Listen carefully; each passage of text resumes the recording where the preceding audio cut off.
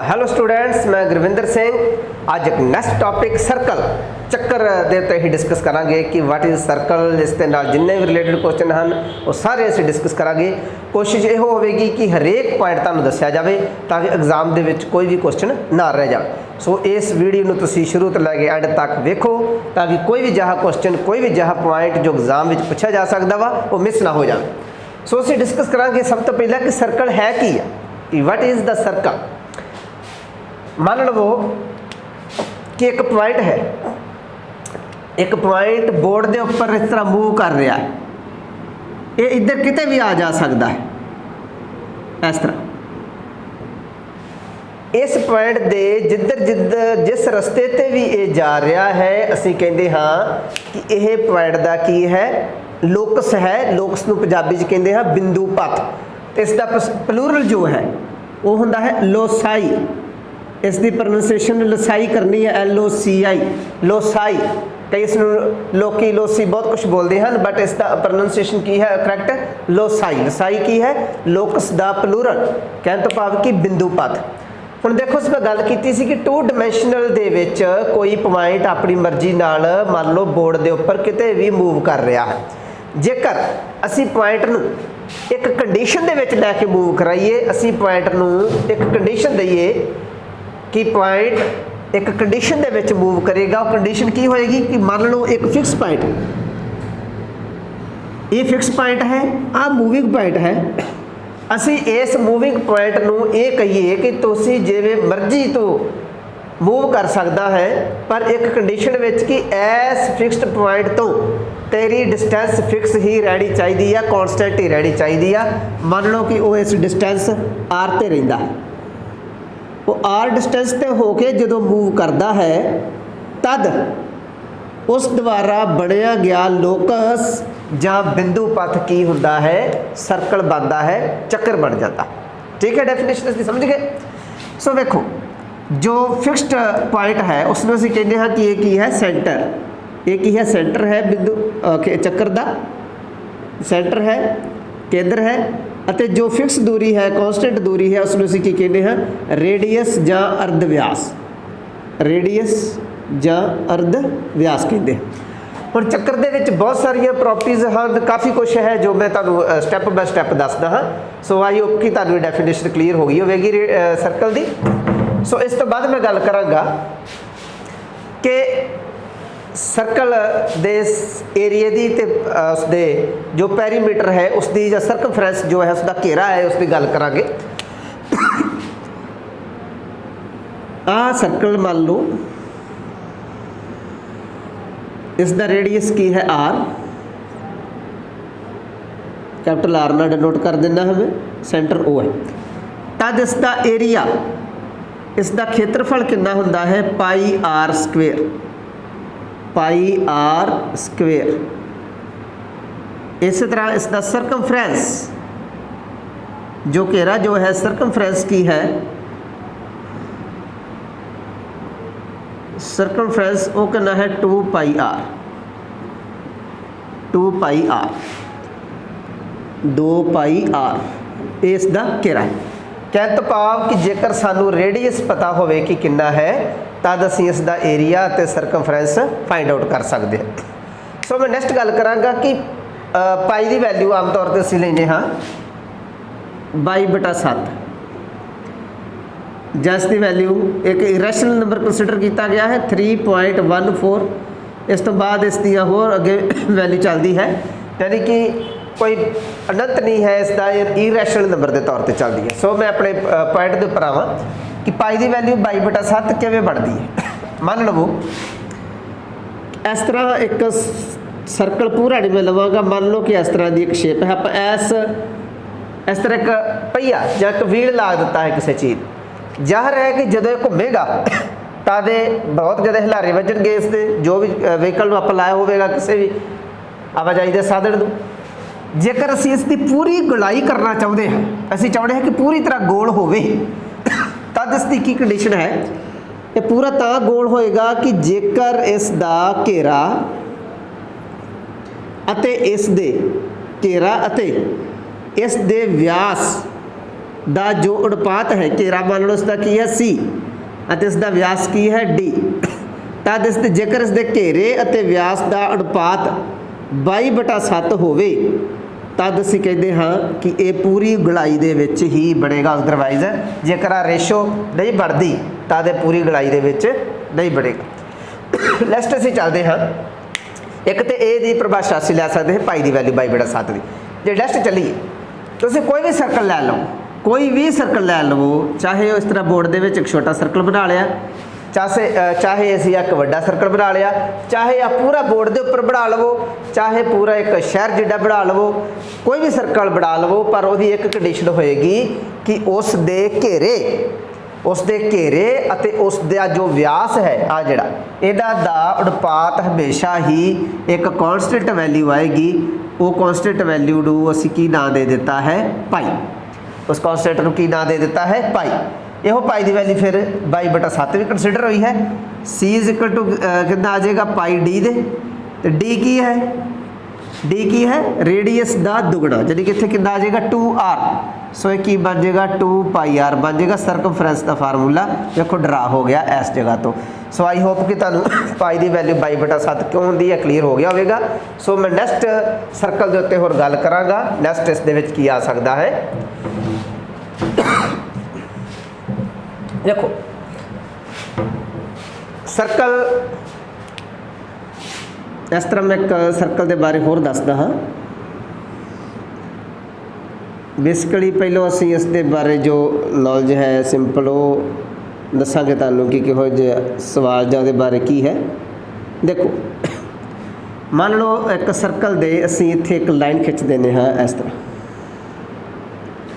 इस लाइन नूं असी की बोलते हाँ, ये की है कॉर्ड, की है कॉर्ड जिसनूं असीं पंजाबी विच कहंदे हां जीवा।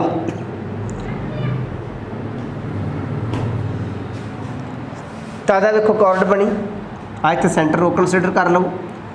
तद कॉर्ड बनाउण दे नाल जो छोटा हिस्सा है इसनूं कहंदे हां माइनर सैगमेंट, माइनर सैगमेंट यानी कि लघु खंड। माइनर सैगमेंट भाव के लघु खंड। जो वड्डा हिस्सा बन जाता है इधर की साइड का इसनूं असीं कहने हाँ दीर्घ खंड, दीर्घ खंड यानी का मेजर सैगमेंट, दीर्घ खंड यानी कि मेजर सैगमेंट। हुण देखो जो कॉर्ड है, जो कॉर्ड जो ही ऊपर चलती जाएगी ये इत्थे सेंटर विचों लंघेगी मान तादे की बन जाएगी व्यास। Exam they which question put किया गया है कि व्यास चक्कर दी सब तो वड्डी जीवा हुंदी है। मैं उत्थे डैश सी कि व्यास चक्कर दी सब तो वड्डी डैश हुंदी है, ठीक है, यानी कि सब तो वड्डी जीवा हुंदी है, ठीक है। दीर्घखंड ते इसते महेंद्र खंड बारे जो महेंद्र सैगमेंट है, जो मेजर सैगमेंट है, इस बारे क्लीयर हो गया होगा।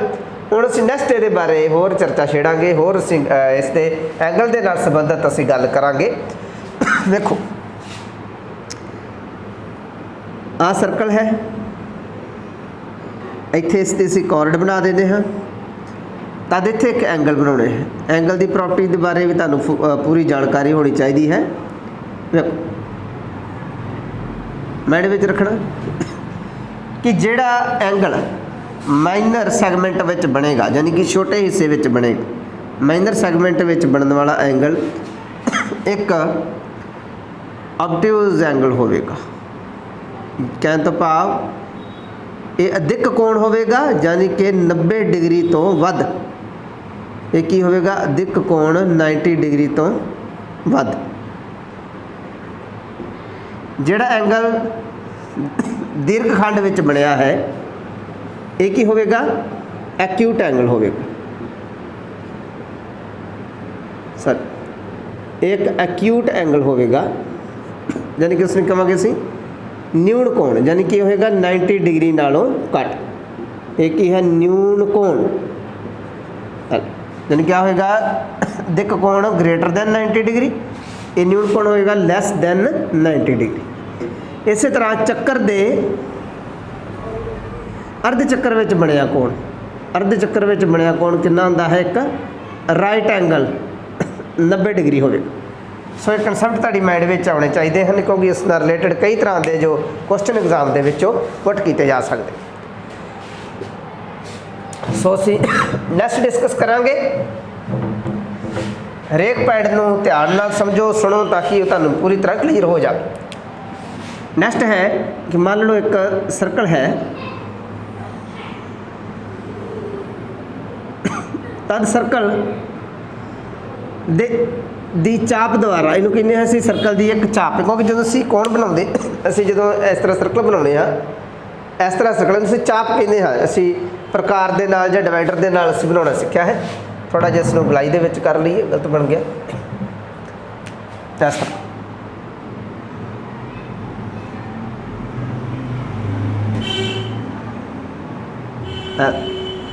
आ सर्कल है मान लो, तद इसकी इक्को चाप द्वारा चक्कर दे इक्को खंड विच बने कोण हमेशा ही बराबर होंदे। जेकर आ मान लो x डिग्री है, ਜਾਂ मान लो 20 डिग्री 20 डिग्री है, तद ये भी 20 डिग्री होए। ये छोटी छोटी जानकारी तुहाडे लई बहुत ज़्यादा महत्वपूर्ण है, क्योंकि इस दे नाल रिलेटेड कई बार x की वैल्यू कढ़न वाला सवाल आ जाता एग्जाम दे विच कि चक्कर दे इक्को खंड दे विच बने कोण समान होंदे हैं। उस तो बाद असीं होर गल करिए कि मान लो एक सर्कल दी इक्को चाप द्वारा केंद्र ते बनिया कोण घेरे ते बने कोण दे नालों दुगना हुंदा है। मान लो कि आ कोण है x, तद केंद्र ते बनिया कोण कितना होएगा 2x। कहने तो भाव कि जेकर मान लो 15 डिग्री है, तद आ कितना होएगा 30 डिग्री होएगा, 30 डिग्री होएगा। यानी कि चक्कर दी इक्को चाप द्वारा जो केंद्र ते बनिया कोण घेरे दे उपर, उसके सरकमफ्रेंस के उपर बने कोण दे नालों की हुंदा हमेशा ही दुगना हुंदा है। एक चक्कर दी प्रॉपर्टी है। सो असीं नैक्सट डिस्कस करांगे कि जेकर इस तरह हुण असीं गल करदे हां कि मान लो इस तरह एक चक्कर है,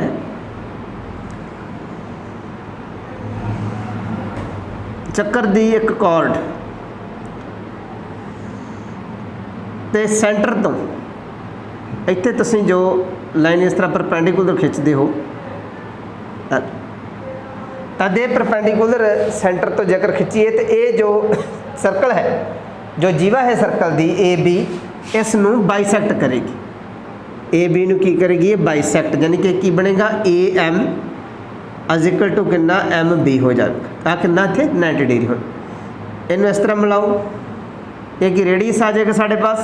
तद असीं पाइथागोरस थ्योरम ला के इस दे विचों ओ ए एम जां ओ एम दा कोई भी जिहड़ी लेंथ वा आपां डिस्टेंस फाइंड आउट कर सकते हैं।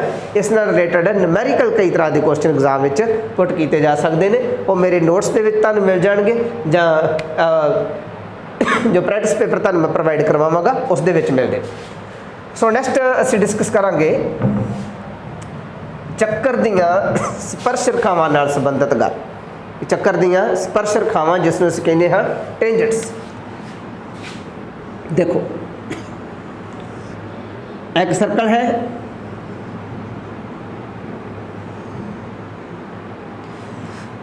सर्कल दे किसी पॉइंट तो मान लो असीं इस तरह एक लाइन खिंचते हैं जो इसनूं एक बिंदु दे उत्ते स्पर्श करके जाती है, बिंदु के उत्ते स्पर्श करके जाती है, तो तद असीं कहते हाँ कि ये चक्कर दी एक स्पर्श रेखा है। सो मैं दोबारा एक गल नूं दसना चाहांगा कि चक्कर दे कोई सवाल पुट किया जाए कि चक्कर दे किन्ने व्यास होंदे हैं। असीं ये कंसीडर करते हाँ कि आज जो बिंदु पथ है अनंत बिंदु है, तद चक्कर दे व्यास भी अनंत खिंचे जा सकते। तद ये भी मैं दस देवां कि चक्कर दियां अनंत स्पर्श रेखावां खिंचियां जा सकदियां ने। ये सवाल एग्जाम दे विच कई बार पुट किए जा सकते। आ की है स्पर्श रेखा। जेकर कोई रेखा, इस स्पर्श रेखा कहते हैं असीं, इंग्लिश में कहते हैं असीं टेंजेंट। टेंजेंट ये ट्रिग्नोमेट्री वाला टेंजेंट का समझना, टेंजेंट का मतलब है स्पर्श रेखा। जेकर कोई लाइन इस तरह आवे तो चक्कर नूं इस तरह दोवें हिस्सों के इस तरह कट के, पर कॉर्ड नहीं जी, ये चक्कर तो बाहर निकलती पई, तद इसनूं असीं की कहते हैं छेदक जां सीकंट। इसनूं की कहते हैं सीकंट जां छेदक। हुण असीं चक्कर दीआं स्पर्श रेखावां नाल संबंधित कुछ एक चीज़ां डिस्कस करांगे कि चक्कर दे बाहरले बिंदु तो खिंचियां गईयां दो स्पर्श रेखावां दी दूरी हमेशा ही समान हुंदी है। यानी कि इत्थे बाहरी बिंदु P है, एक स्पर्श रेखा असीं A बिंदु ते खिंचांगे, एक मान लो B ते खिंचदे हां, तद PA हमेशा ही कितना होएगा, PB दे इक्वल होएगा। ये प्रॉपर्टी है, इस माइंड में रखना, इस नाल रिलेटेड एग्जाम में क्वेश्चन पुट किया जा सकता। फिर चक्कर दे केंद्र तो स्पर्श बिंदु दे उपर जो असीं इस तरह मिलाते हाँ जिस रेखा नूं केंद्र नूं स्पर्श बिंदु नूं, ये हमेशा ये उपर कितना हुंदा है, 90 डिग्री या राइट एंगल हुंदा। Clear this point.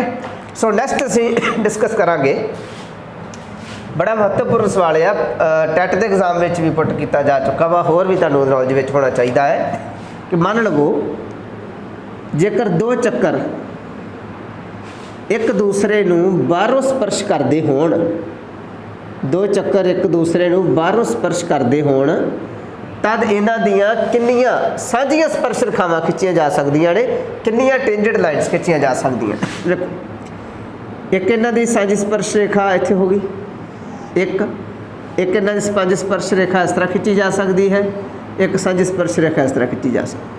यानी कि जेकर कोई दो चक्कर एक दूसरे नूं बाहरों स्पर्श करते होण, तद इन्हां दियां किन्नियां स्पर्श रेखावां खिंचियां जा सकदियां ने, कॉमन टेंजेंट खिंचियां जा सकदियां ने, किन्नियां 3।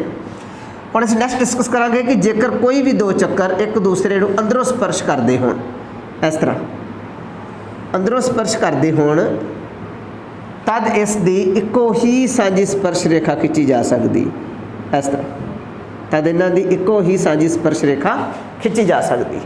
और नैक्सट कि जेकर दोनों चक्कर एक दूसरे नूं स्पर्श ना करते होण, तद इन्हां दियां किन्नियां साझियां स्पर्श रेखावां खिंचियां जा सकदियां ने। वेखो इस तरह एक इस तरह खिंची जा सकती है, एक इन्हां दी स्पर्श रेखा इस तरह खिंची जा सकती है, चलो थोड़ी जी टेढ़ी बन गई सीधी। हुण एक इन्हां दी साझी स्पर्श रेखा इस तरह खिंची जा सकती है, एक इन्हां दी साझी स्पर्श रेखा मान लो इत्थे खिंची जा सकती। यानी कि जेकर कोई दो चक्कर आपस में स्पर्श नहीं करते, तद उन्हां दियां साझियां 4 स्पर्श रेखावां खिंचियां जा सकदियां। हुण असीं डिस्कस नैक्सट एक गल पॉइंट होर डिस्कस करांगे कि चक्कर दा जो पूरा एंगल हुंदा है वो कितना है।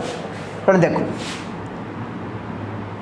असीं प्रकार नाल जदों बनाउणे है सर्कल नूं इस तरह बनाउणे, तद इसका पूरा जो कोण है सर्कल का वो कितना हुंदा है, 360 डिग्री, यानी कि 360 डिग्री के बराबर इसका पूरा कोण हुंदा है। ये छोटा जिहा क्वेश्चन वा बेशक पर एग्जाम पुट कर सकते हैं, या किते ना किते इस 360 वाले दी जो कंसैप्ट वा उसनूं असीं वरत्या जा सकता है।